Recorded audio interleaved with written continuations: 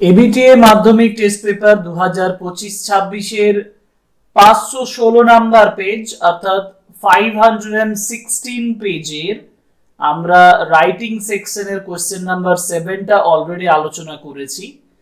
যারা ওই স্টোরিটা ভালোভাবে দেখোনি তারা ডেসক্রিপশন বক্সে লিংক থেকে দেখে নাও। এবং আজকে এই ক্লাসটাতে আমি কোশ্চেন নাম্বার 8 আলোচনা করব। কোশ্চেন নাম্বার 8 মানে হচ্ছে প্যারাগ্রাফ রাইটিং। দেখো বলা আছে write a paragraph in about 100 words on merits and demerits of social media.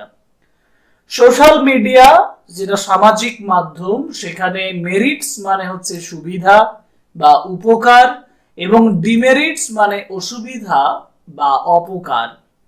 এই দুটো বিষয়ে আমাকে 100 ওয়ার্ডসে একটি প্যারাগ্রাফ লিখতে বলা হয়েছে, যেখানে আমাকে ইন্ট্রোডাকশন দিতে হবে, এর ইউজেস মানে ব্যবহার দেখাতে হবে, অ্যাবিউজেস দেখাতে হবে, ব্যালেন্সড ইউজেস দেখাতে হবে এবং কনক্লুশন করতে হবে।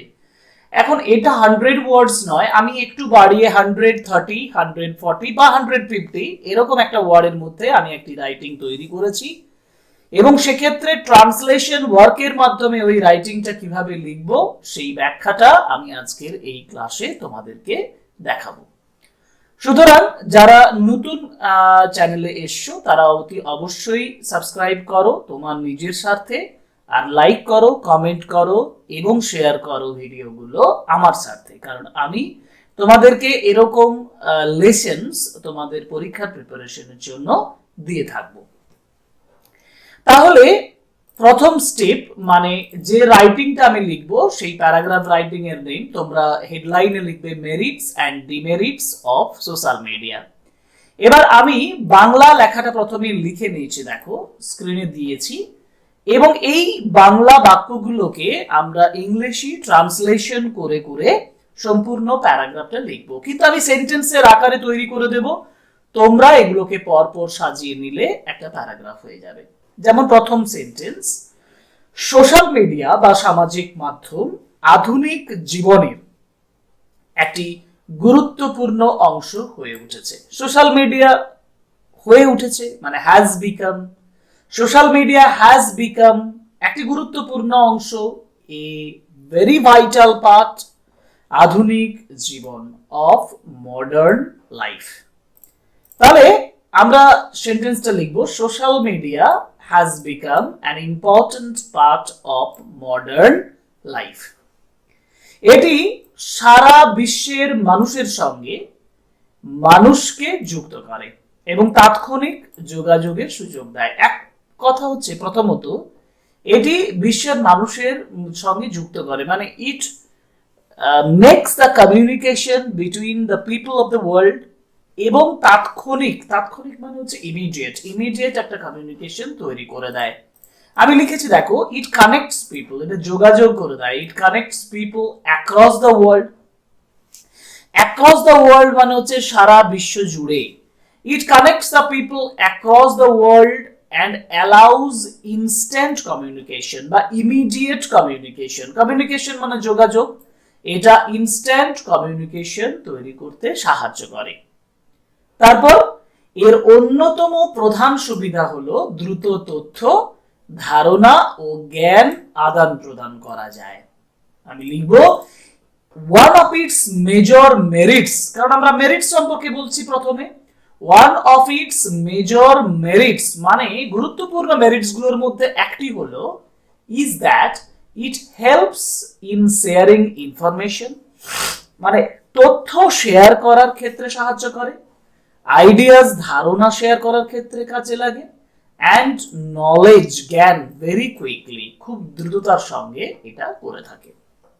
আরেকবার বলি, one of its major merits এর গুরুত্বপূর্ণ সুবিধাগুলোর একটি ইজ দ্যাট ইট হেল্পস এটি সাহায্য করে ইন শেয়ারিং ইনফরমেশন তথ্য শেয়ার করতে, আইডিয়াস ধারণা শেয়ার করতে, এবং নলেজ ভেরি কুইকলি জ্ঞান শেয়ার করতে খুব দ্রুত। এটা সবচেয়ে গুরুত্বপূর্ণ, এটা মেরিটস এর মধ্যে পড়ে।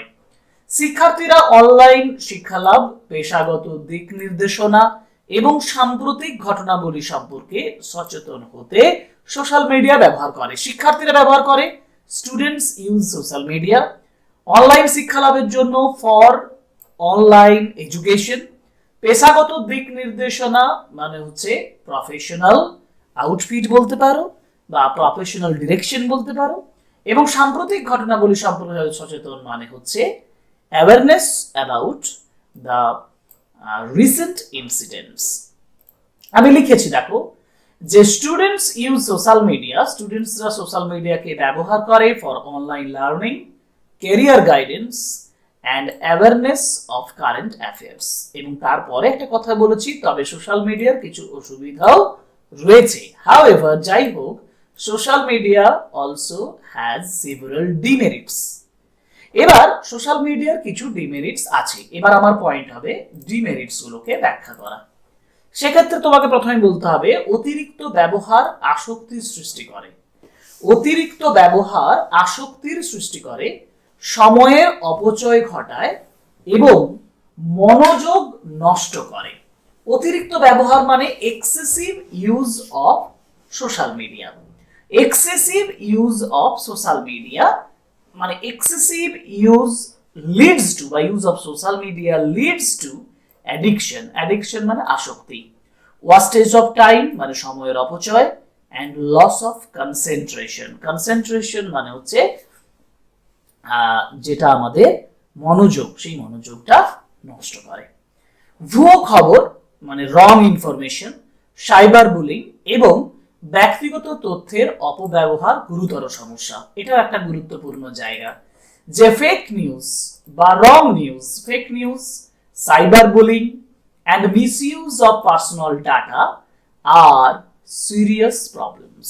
পার্সোনাল যে ডেটা সেগুলোকে যখন মিসইউজ করা হয়, fake news, cyber bullying and misuse of personal data আর সিরিয়াস প্রবলেমস। সোশ্যাল মিডিয়া মানসিক স্বাস্থ্যের উপরও প্রভাব ফেলতে পারে এবং বাস্তব জীবনের পারস্পরিক সম্পর্ক কমিয়ে দেয়। দুটো কথা দেখো, একটা হচ্ছে স্বাস্থ্যে, মানসিক স্বাস্থ্যের উপরে মানে হচ্ছে যে সাইকোলজিক্যাল হেলথ বা mental health. Social media can also affect mental health. Social media can also affect mental health and reduce মানে কমানো, reduce real life interactions. Real life ইন্টারাকশনটাকে কমায়। তারপর therefore মানে তাই সোশ্যাল মিডিয়ার সুষম ব্যবহার অত্যন্ত জরুরি। therefore balanced use of social media is essential. therefore সেক্ষেত্রে balanced use of social media is essential, গুরুত্বপূর্ণ। সচেতনভাবে ও সীমার মধ্যে ব্যবহার করলে এটি শিক্ষা ও যোগাযোগের একটি শক্তিশালী মাধ্যম হতে পারে। ইট ক্যান বি বা social media can be a powerful tool for education and communication if used wisely and within limits. আমি আবার বলছি, এটাকে আগে নিয়ে আসি। if used wisely and within limits, it can be powerful tool for education and communication. নচেত otherwise it can be harmful. otherwise it can become harmful. এখন এই সেন্টেন্সগুলোকে যদি তুমি পরপর সাজিয়ে নাও এবং একটা প্যারাগ্রাফ আকারে তৈরি করো, তাহলে তোমার একটা স্ট্যান্ডার্ড প্যারাগ্রাফ হয়ে যাবে মেরিটস এবং ডিমেরিটস অফ সোশ্যাল মিডিয়ার উপরে। তোমাদের জন্য এই রাইটিং আমি লিখে দিলাম। তোমরা পুরো ক্লাসটা A to Z প্রথম থেকে শেষ পর্যন্ত যদি ফলো করো, তাহলে তোমার মাধ্যমিক পরীক্ষার জন্য একটা গুরুত্বপূর্ণ প্যারাগ্রাফ আলোচনা হয়ে যাবে এবং তোমরা আরো এক ধাপ প্রিপারেশনে এগিয়ে যাবে। পরের কোশ্চেন মানে কোশ্চেন নাম্বার 9, যেখানে নোটিস রাইটিং দিয়েছে about the program entitled know your neighbours. এই বিষয়ের উপরে নোটিস নিয়ে আসবো পরের ক্লাসে। আজকের ক্লাস এখানেই শেষ করছি, পরের ক্লাসে আবার দেখা হবে। Thank you very much, good by.